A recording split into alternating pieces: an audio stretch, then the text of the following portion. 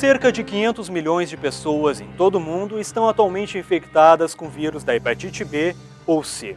Isso é 10 vezes mais do que o número de pessoas infectadas com o vírus do HIV, que causa AIDS. As hepatites B e C matam 1,5 milhões de pessoas por ano. Na entrevista que você vai acompanhar a seguir com um profissional da medicina, são citados os principais tipos de hepatites virais, tendo detalhes sobre formas de transmissão, sintomas, vacinas, prevenção, além do tratamento. Bom dia, doutor. Então hoje nós vamos falar sobre hepatites virais. O nosso público aí quer saber o que é hepatite e quais são os tipos. A hepatite é toda vida que você tem um processo inflamatório ou infeccioso que agride o fígado. E aí você vai ter um aumento das enzimas no fígado que a gente dosa, que são as TJ e TGP. E em algumas situações o paciente também, a pessoa também que está infectada com o vírus, ele pode ter os olhos amarelos, que é a icterícia. Mas a icterícia ocorre em torno de 30% a 40% só dos casos. Na maioria você não vai ter a icterícia. E aí você tem um processo em que, no caso dos vírus, hoje nós temos pelo menos 5 vírus já bem estabelecidos.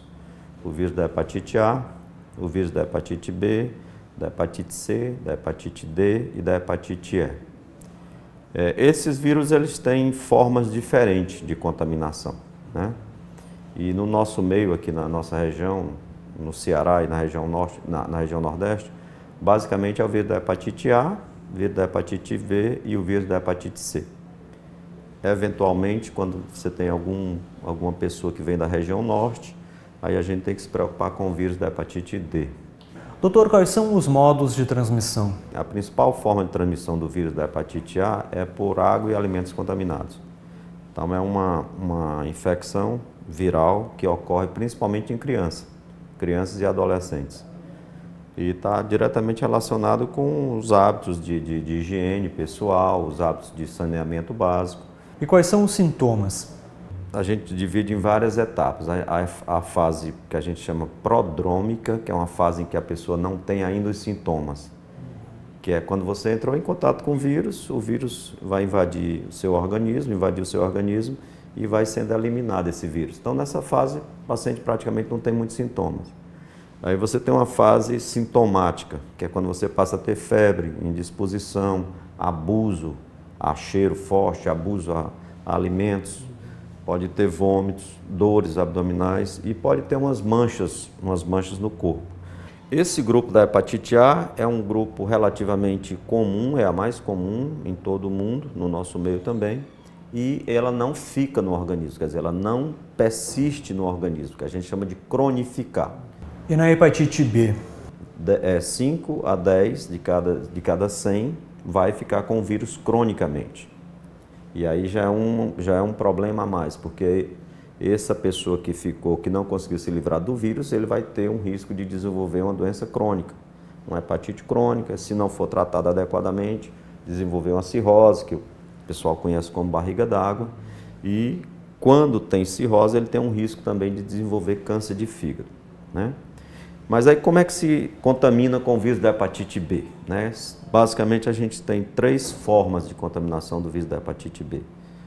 A principal forma é através de contato sexual. O outro é através de contato com sangue.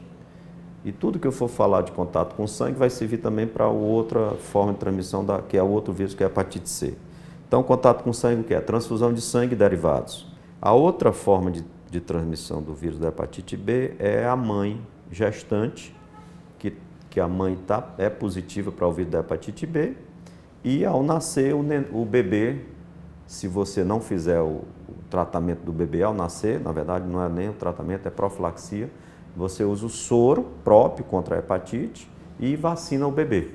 Se você fizer isso, você evita que o bebê fique com hepatite crônica.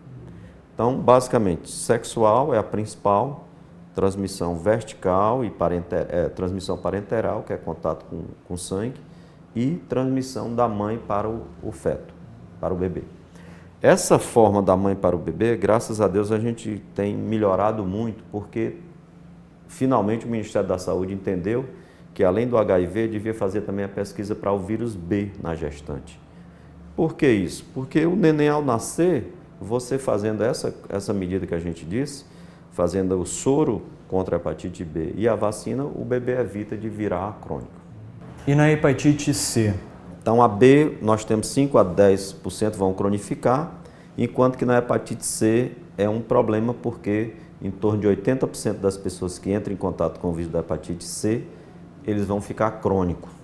Ou seja, nós não temos uma defesa muito boa contra o vírus da hepatite C. Então, de cada 100, 80 pessoas vão ficar com o vírus persistente no organismo.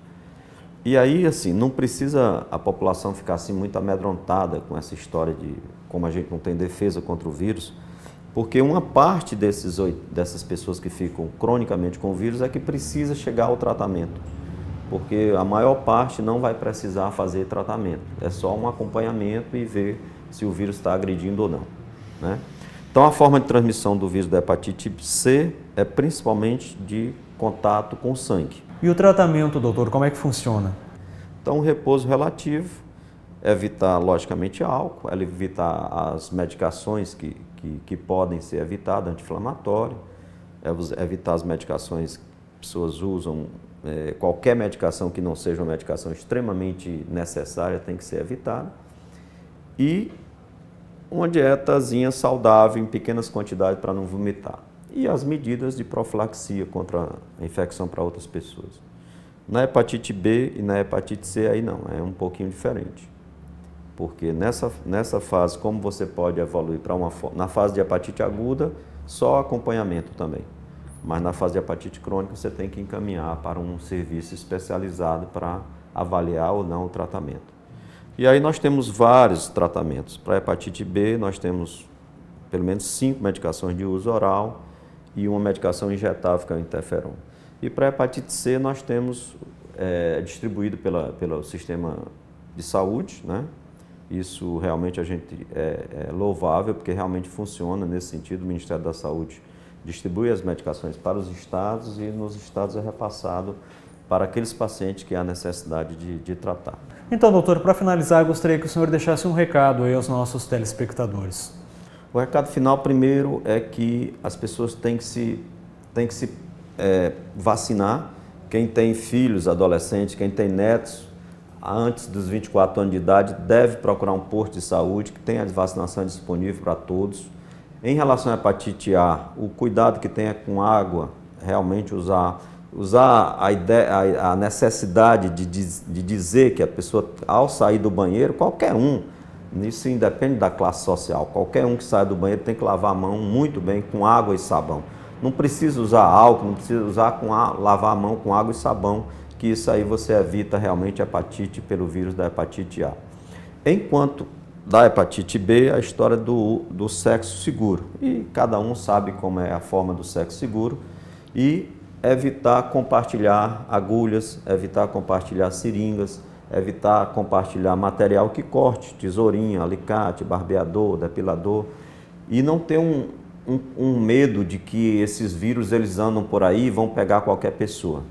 E um outro dado importante, as pessoas que receberam transfusão antes de 1980, ou antes de 1990, receberam transfusão de sangue ou derivados, devem falar para o médico, para o seu médico, quando você for no seu médico, e pedir para que eles solicitem o exame da hepatite B e o exame da hepatite C. Porque uma vez que você detecta esses casos, você tem condição de tratar e os pacientes respondem relativamente bem.